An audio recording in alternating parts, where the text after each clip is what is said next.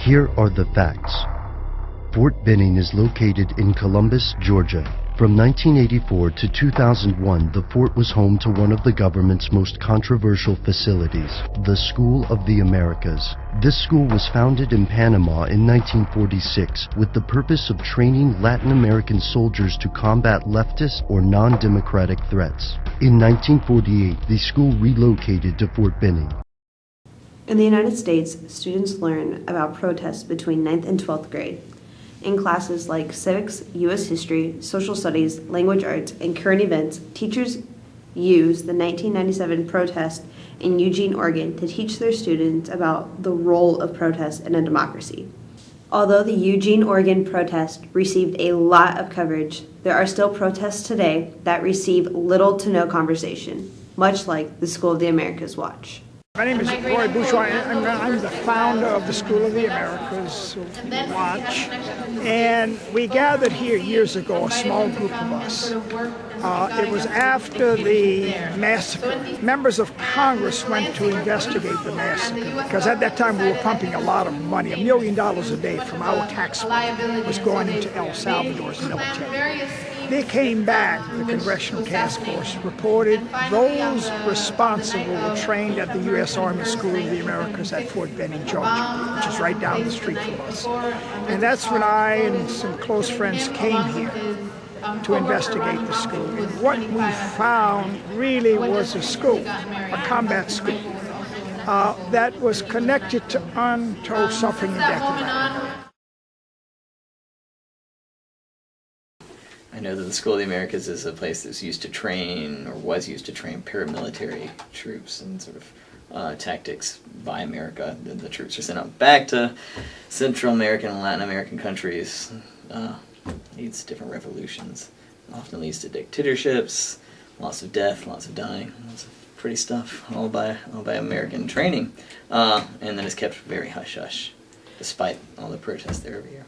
It started out as a very specific protest against a military training facility, not a U.S. base, but a U.S. training facility for foreign military personnel in response to human rights abuses that military personnel have done throughout Latin America. What it has grown to is not only a vigil that protests this training facility and honors the memory of the people who have died at the hands of these graduates, but also a gathering place for people working on intersectional justice issues across the board. The School of the Americas is the Pentagon's flagship training school for Latin American militaries. The SOA has trained hundreds of torturers, military dictators, and human rights abusers. The purpose of the school is to maintain U.S. domination over Latin America. The resistance is growing, and the call for self-determination is getting louder throughout the Americas. Mass mobilizations are a key element for our success. No mas, no more, we must stop the dirty war.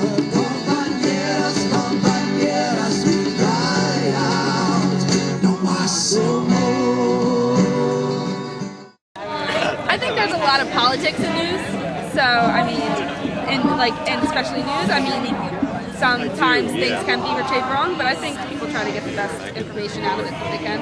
Yeah, I don't think it is really. I don't think it's portrayed accurately, and sometimes the news they only put certain things up depending on what they may think get them a lot of views, but they only do things in short amount of time. So so a big tragedy happens, and that'll be on the news.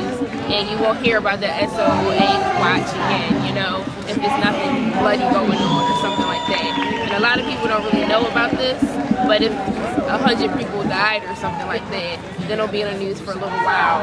But that's it, not really caring about what we're here for. I think it's hardly depicted in the news media. Yeah. I think it's largely ignored. I was surprised to see that even here in Columbus, Georgia, for I think the first time, there was actually a little bit of television coverage. But in other parts of the country, it's ignored largely, in the same way that other social protest movements are largely ignored until they get to proportions that, well, it's impossible to ignore. It's a reflection on the media's priority. If we talk about the media and you're talking about the Today Show, you know, it's 7% news, and the rest of it is promotion of a movie that their movie company owns. It's a promotion of a singer who's on their record label, and it's Hollywood garbage.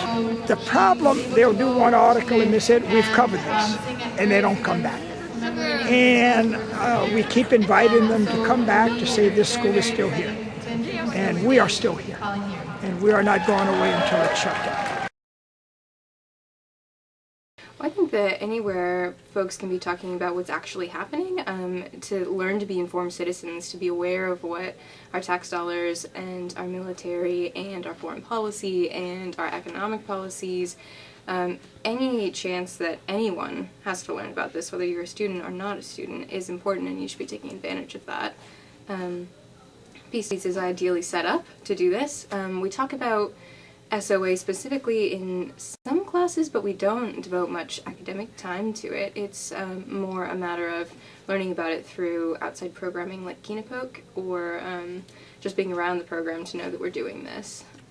Yeah, absolutely. Especially because when people in this country see the flag of the United States, we have associations that are very simplistically patriotic. We associate the flag with, you know, where we grew up and our families and things that we love.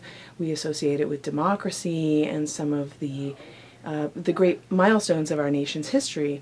When people in other parts of the world see the flag, they think of something very different. For them, it represents oppression and militarization.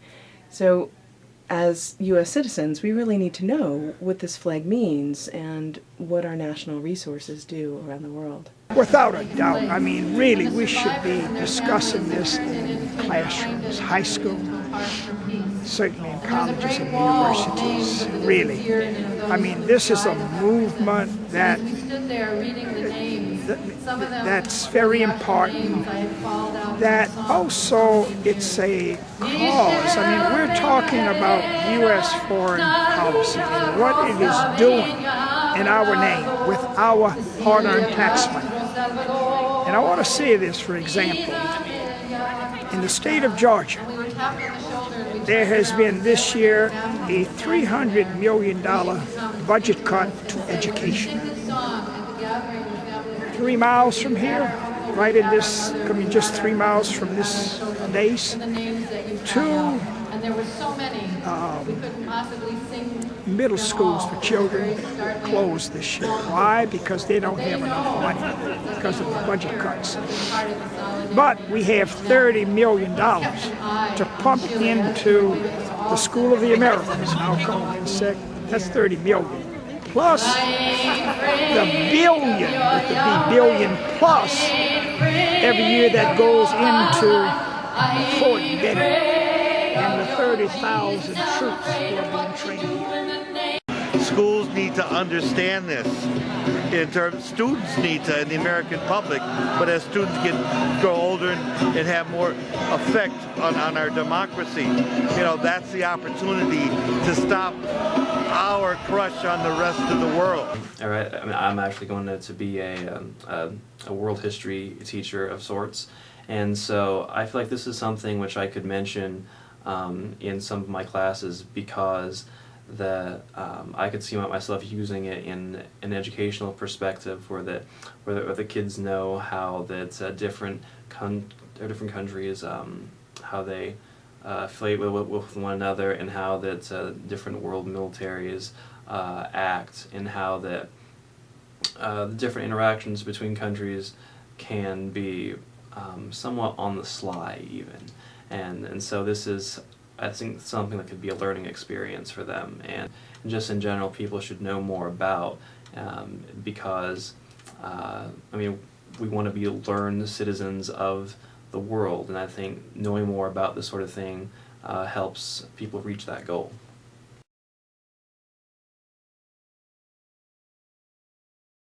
And there's an old saying that until lions get their own historians, the hunters will always glorify the hunt.